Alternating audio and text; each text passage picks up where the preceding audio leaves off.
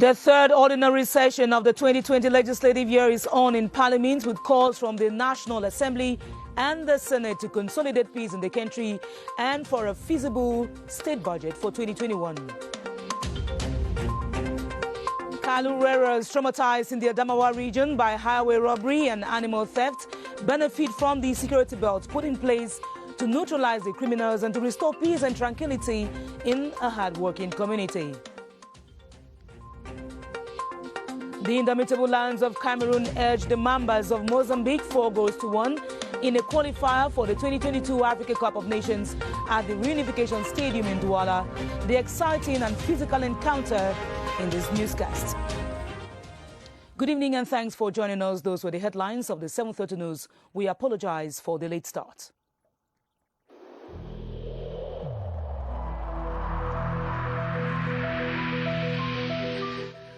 Il est essentiel que les mesures qui ont été indiquées soient absolument respectées par chacun de nous. Lavez-vous régulièrement les mains à l'eau et au savon ou à l'aide d'un gel hydroalcoolique.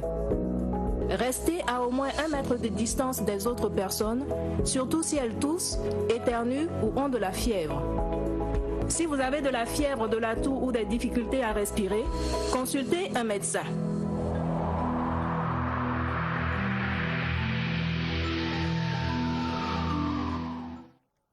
The budgetary session is on in Parliament, and at the National Assembly, House Speaker Honorable Kamer enjoined the elected representatives to get actively involved in the peace process in the far north, northwest and southwest regions, condemning the recent killings in Kumba, while commending Cameroon's resilience in the face of challenges such as the coronavirus. He harped on the need to hasten the universal health coverage and the guarantee fund for small and medium-sized enterprises. Charles Ebonere reports on today's solemn opening.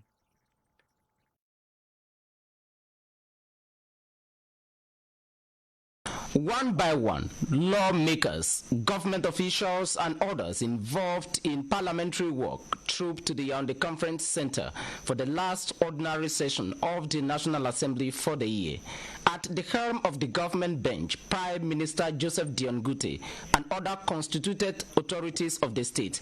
The lone speech of the day for the 180 chamber house is delivered by House Speaker Kava Yege Jibril.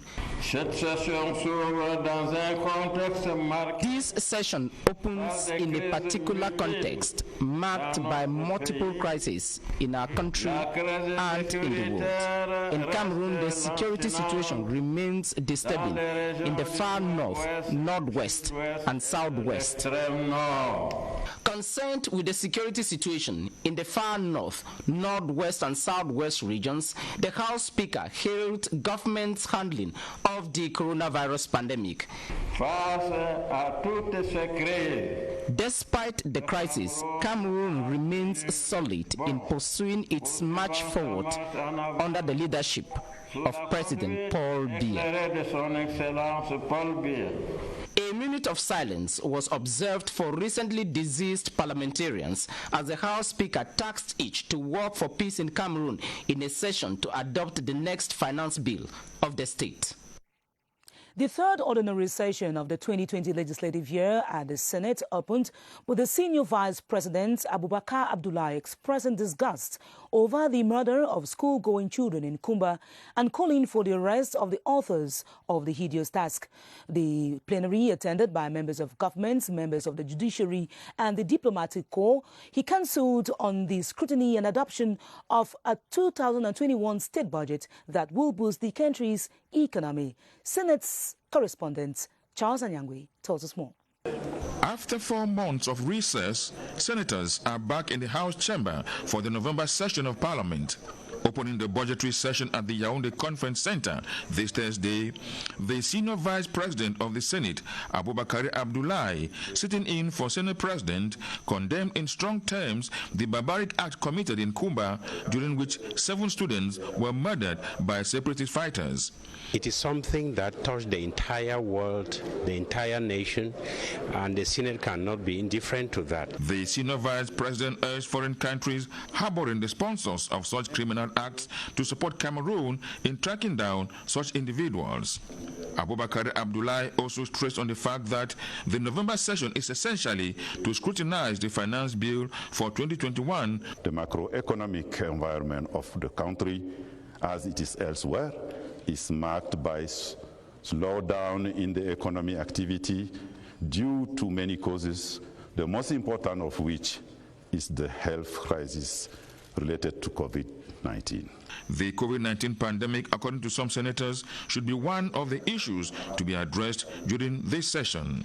The ongoing pandemic has inflicted a lot of pains on our economic sector. The need for adjustments is therefore so high. The senior vice president called for fruitful exchanges with the government led by the Prime Minister Joseph John Ngute for the accomplishment of their missions of voting laws and controlling government action. And after that plenary chaired by the Senior Vice President of the Senate, Abubakar Abdullahi, let's get this press release from Elekem. In view of the December 6, 2020 election of regional councillors, the Director General of Elections informs members of the College of Municipal Councillors and that of traditional rulers that voter cards are now available and may be collected at the divisional branch offices of Elections Cameroon in their territorial jurisdiction starting from Monday, the 16th of November 2020. It is signed by the Director General of Elections, Dr. Eric Asuse. On to this sad news. The mortal remains of Madame Regine Ngonda Bijang, eldest sister of the head of state Paul Biya, have been coffined at the Yaoundé General Hospital. This was in the presence of President Paul Biya and wife, Madame Chantal Biya, including a select group of family members and the clergy. A homily was said by the Metropolitan Archbishop of Yaoundé, His Grace Jean Barga, ahead of tomorrow's burial in Vomeka. Chief Unity Palace correspondent Ashunienti reports.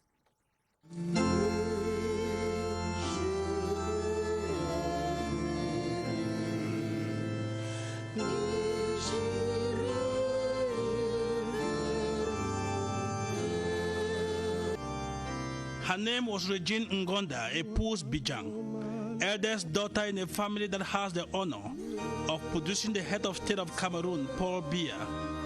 Mama Regine has begun the journey of no return.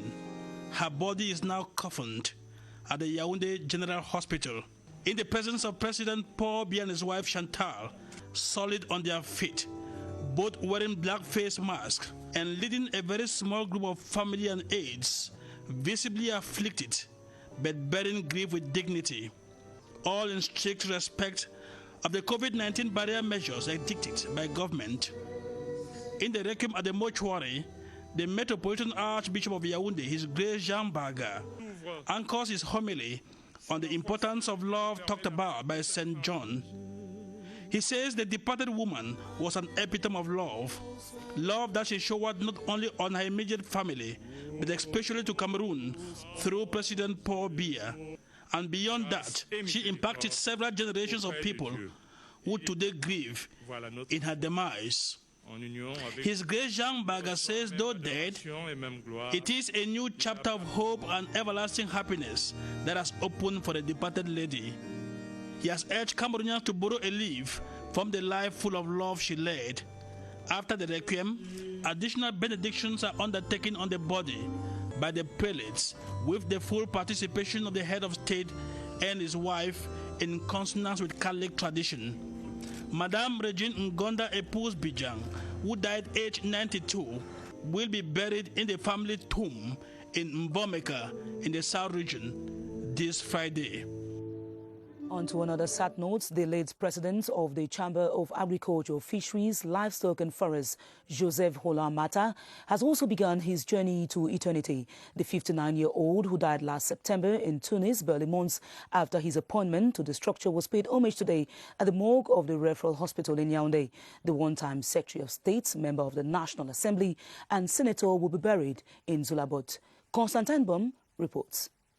This coffining at the Yaoundé Referral Hospital mortuary starts the funeral for the late president of the Chamber of Agriculture, Fisheries, Livestock and Forest, Makta Joseph Roland. Family, friends and mourners came to pay their last tribute. The ceremony was attended as well by some ministers who have worked together with him.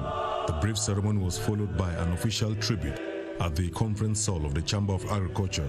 The tributes reflected the kind of person Macta Joseph was. During his short stay, he brought hope and opened the way for the Chamber to move forward, meeting the needs of the local population. He did much. He gave us a vision on how to modernize the Chamber.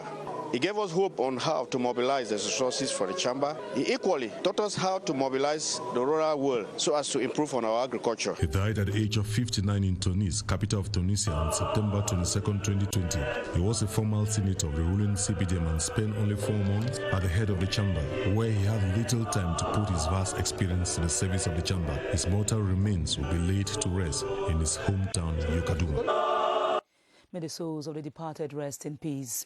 In our Thursday of the Regions, we spotlight the phenomenon of hostage-taking for ransom and kidnappings of cattle rearers. Although the vice is gradually being brought under check by security forces, most of the victims still live in fear and continue to count their loss. Ellis Waji Bangmia caught up with one of the former hostages who's yet to recover from the trauma.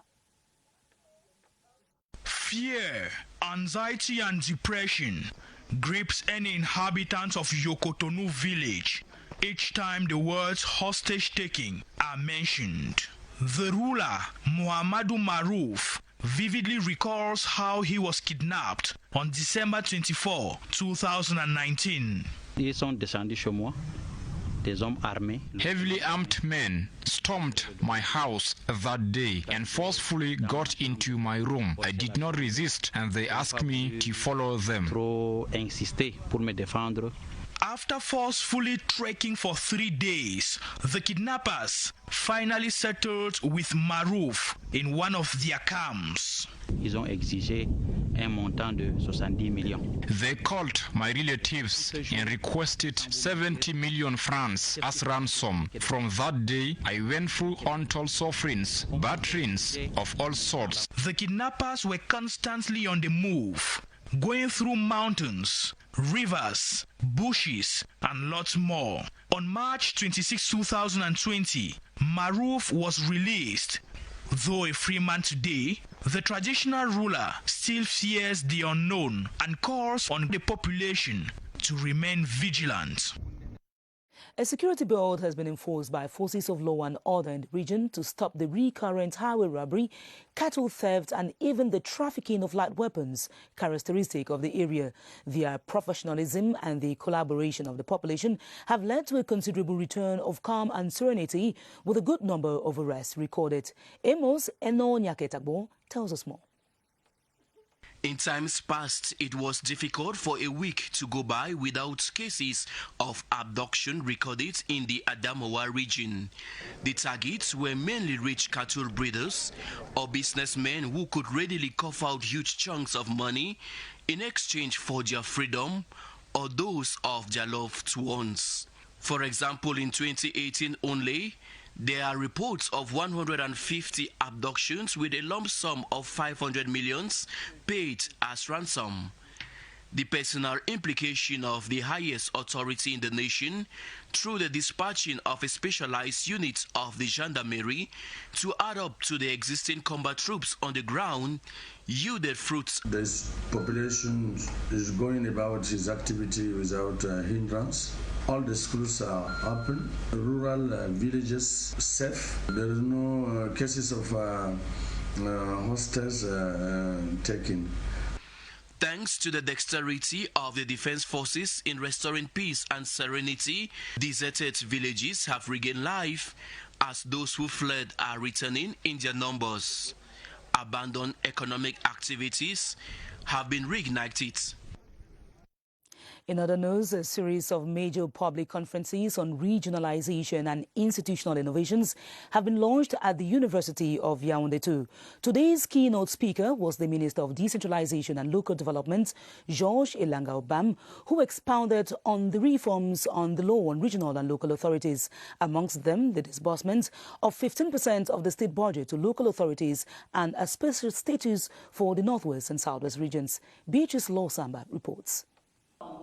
Relishing an opportunity to talk to a think tank for policies at the University of Yaoundé Toussoa, The Minister of Decentralization and Local Development presents institutional innovations regionalization has brought. 22 powers have been devolved exclusively to councils. Citizen participation in local governance has been reinforced. 15% of the state budget is allocated to decentralization, and government delegates is to make room for city mayors.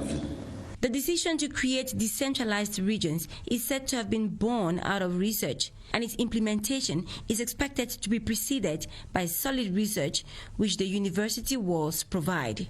The series of major public conferences launched here at the University of Yaoundé 2 provides a forum for policymakers to stay in close touch with educational researchers in order to improve and renew the country's policies. The cost of eggs in local markets is a cause for concern for most inhabitants as they yet to understand the sudden price hikes. Dealers in markets like Mokolo in Yaoundé blame the change on the shortage of supply, while poultry farmers attribute the situation to the coronavirus pandemic that prompted the closure of borders. Beatrice Ngum investigates the fluctuation in the price of this source of protein. These are stores specialized in the supply of eggs in the Mokolo market in Yaoundé. The eggs are in abundance, yet consumers and retailers complain of price hikes. We used to buy more than 50 cartons of eggs, but now I can only buy 30 because of the price increase. Breeders say the laying hens are old and are being replaced with new ones. Poultry breeders blame the situation on the avian flu, COVID-19 and low national production. They say inputs like laying hens are imported. In 2016, some producers sell their chicken because of bird flu. The COVID made that producers sell all their chickens because of closure of the border. But as the festive period inches in, the prices are gradually dropping, they say. The price that I was having on Monday, Wednesday, and today is not the same. And next Monday, the price will go down again then until the price will go down for 1.5, 1.6, and 1.7 for the bigger eggs. And projections are that the prices could go as low as 1,500 francs for a dozen of eggs. How to effectively combat cybercrime, which violates the rights of persons and robs them of their financial resources, is the focus of an exchange in Buea. The occasion is a capacity-building seminar organized by the National Agency for Information and Communication Technologies, ANTIC. Fem Bonue Ayise reports that the law on cybercriminality and sanctions for defaulters were presented during the workshop. Cybercriminality is reportedly on the rise in the Southwest region, and in a bid to curb this phenomenon, the National Agency for Information and Communication Technologies, ANTIC, organized a capacity-building seminar for regional and local government personnel in Buea. These skills can help to protect our critical infrastructure. These skills that they will go can help also to counter cyber threats that are very rampant in our society. For 3 days, participants will be drilled on information security, data protection, and so much more. We need to encrypt our data. If you put in data on your flash drive, you don't know if that's going to fall on the road and actually have someone pick it up and read your data. Most importantly, I said, was the two-factor authentication when we are logging into social media. The seminar seeks to empower participants with the necessary ICT skills to combat cybercriminality in the Southwest region.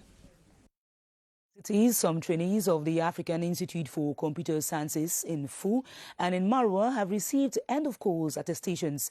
The project, carried out in collaboration with the Ministry of Youth Affairs and Civic Education, intends to empower young people in new information and communication technologies, as Victor Siga reports. These are beneficiaries of the ICT training project set by the African Institute of Computer Sciences to help combat youth unemployment. 50 trainees have been empowered in information and communication technology. A similar event took place in Marwa, Far North region. Here, the 4th batch of trainees who underwent courses in secretaryship, maintenance of software and database design at the Marwa branch were equally handed attestations. It was not easy, but I did all my best. that I intend. Meanwhile, the resident representative of the institute encouraged more enrollment. ICT training is very, very important for young women and children. And Mrs. Chantal Biya wants to train everybody in our country. The next phase will be in the West region, where some 5,000 trainees will be honored.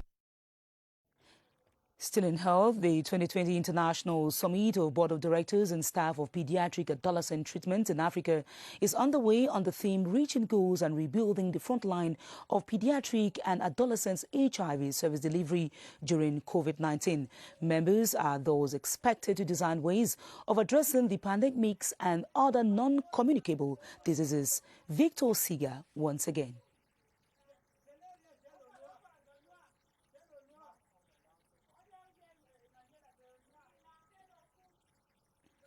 We definitely shall be having Victor Siga's report in our subsequent newscasts. It's about time that we talk about COVID-19, and tonight we talk about the realities of a second wave of the coronavirus in the country. This can be averted if inhabitants seriously consider the wearing of face masks, hand washing and physical distancing in public places. With the easing of such attitudes noticed nowadays, Baldwin Sama and his guest, Dr. Joseph Okam, say it is a danger for the community. Hello, Baldwin. Good evening to you, Esther Kmer. I should say it is a possibility that most Cameroonians tend to neglect, a possibility for the country to embrace a second wave of this pandemic. We're talking about the coronavirus pandemic simply because most Cameroonians have stopped respecting most of these outlined barrier measures against the spread of the coronavirus. What is the major risk if the country should embrace a second wave for this virus? We discussed that tonight with our guest, Dr. Joseph Okam. He is a virologist. Good evening to you, Doctor. Good evening, Baldwin. What is that major risk in case the country the country gets to embrace a second wave of this pandemic? Yes, Baldwin. What we have observed during the month of March up to August, we had our own first wave of this pandemic. And towards the month of August and September, we had the lowest rate of positivity, around 5%. And this is because during this holiday period, people were staying at home, there was no mixed up within the community, and people were trying to listen to barrier measures during that period. But now with the school resumption, with return to sport activities, with return also with the reopening of borders, now there is a population migration which is quite important. And because of this, we don't want to stop people from doing their activities, but when doing these activities, make sure you should have your face mask, make sure you should also keep the physical distancing. Those two practices, if they are being done extensively, then we should be able to prevent transmission even in the course of doing our activities. Thank you so much, Dr. Joseph Okam, for being a guest this evening. The take-home message from here is that we should discourage this whole idea that the coronavirus is history in Cameroon. The virus is very much a presence among us. We should simply continue respecting all these outlined barrier measures. By so doing, we try as much as possible to stop the spread of the virus in the country. Back to you, Esther Kmer.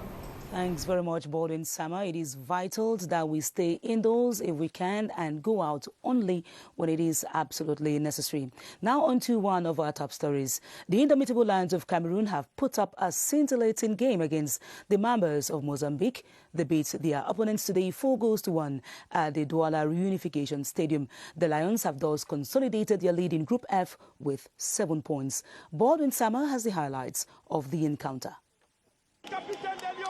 In memory of the murdered secondary school students in Kumba, Cameroon's Indomitable Lions renew with victory at the Reunification Stadium some 22 years after. The Indomitable Lions of Cameroon dominated the first half of the game as at the 20th minute, a Christian Basogok Karl Toko Ekambi combination did not yield fruits. 33 minutes into the game, Vincent Aboubakar, after dismissing the Mozambican defense, failed to open scores for Cameroon. He bounced back minutes later with his powerful header to open scores for Cameroon's Indomitable Lions. Their 1-0 lead they maintained after the first half of play. Upon resumption for the second half, Vincent Aboubakar unleashed a powerful shot, scoring a brace, putting Cameroon 2 goals up. The goal festival continued minutes later through Frank Zambo Anguissa's powerful header from a corner kick at the 55th minute. Mozambique benefited from a lack of concentration in Cameroon's defense to reduce tally. The Lions roared again through Clinton J's clinical shot at the 80th minute for the 4th goal. After 90 minutes of play, it was a 4-1 win for Cameroon's indomitable Lions, who consolidates their leadership position in Group F on 7 points while waiting for the return leg match against Mozambique in Maputo on Monday.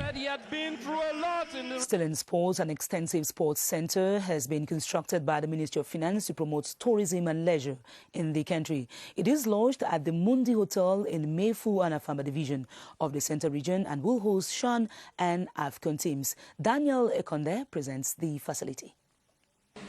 Lying in the Mefu and Akono division, southwest of Yaoundé, is the multifaceted Mundi Hotel, which has a long sports infrastructure that can carry 6 disciplines. Imposing is a football stadium with stands of about 1,000 spectators. Athletic tracks qualify the facility for track and field events. Then an auxiliary pitch beside. Tennis can also be played here extensively with 4 courts put in place. A basketball court as well as a volleyball space are also part of the sports chain. Isolated from the centers is a 4-meter deep swimming pool, which is semi-Olympic. The hotel is 3-star in classification. It holds 56 rooms, 4 suites, a restaurant and a conference hall. The Director General of Taxation, Modeste Mopa, who is also President of Mundi's Administrative Council, says the sports and leisure facility is not only open to its staff and outsiders, but also for professional athletes and sports groups. From sports, today's advertorial, How to Feed Africa by 2035, is the focus of the 6th International Agribusiness Summit hosted by Cameroon. The event is under the patronage of the Minister of Trade, Luc Magloire Baga-Atangana. Clarisse Arei-Takang reports that it will provide opportunity to partner with investors and to facilitate the funding of enterprises. 7 agroecological zones in one place, Cameroon, a landmark which distinguishes the country from many others, making agriculture a prized sector around which to build the economy. It is on this premise that Cameroon is hosting the 6th Agribusiness Summit. Trade officials are putting forth the proceeds to be gained from being part of a high-level discussion which focuses on growing agriculture, trade and industry. The goal is to guarantee that Africa is fed by 2035. We have land. We have the population, the youth, the women who can work. But we need funds. We need also technology to develop it. It's a good opportunity for us to be able to attract foreign investments, to develop value chains. The question indeed is to be able to process and to incorporate international value chain. The contribution of a host of actors in the development chain is crucial. Ours is technology with aquaponics. We want to bring aquaponics initially through training to do workforce development and capacity building. And then once we do the training, then we want to build much larger facilities for very large commercial production. Meanwhile, the opportunities for investments have been hailed. Within the budget support program actually that we are running, the agro-industry and all the rural sector are key sector, are priority sectors. And so we can say that the European partner is willing to help Cameroon in putting in place his all strategies and mainly strategies concerning the agro-industry. Growing agribusiness is said to be achievable if the right keys are available to unlock the potential. Promoters of the idea are therefore hoping to see commitments translated into action. Our main news item tonight was the 3rd ordinary session of the 2020 legislative year, which is on in Parliament with calls from the National Assembly and the Senate to consolidate peace in the country and for a feasible state budget for 2021 that will boost economic growth. Tomorrow at 7:30 p.m., your host will be Benin Ubagana. But our programs continue on this TV, and you will be in the company of Adam Bala at 8:30 p.m. Have a lovely beginning of the weekend. I'll be back on Monday. God willing. Good night.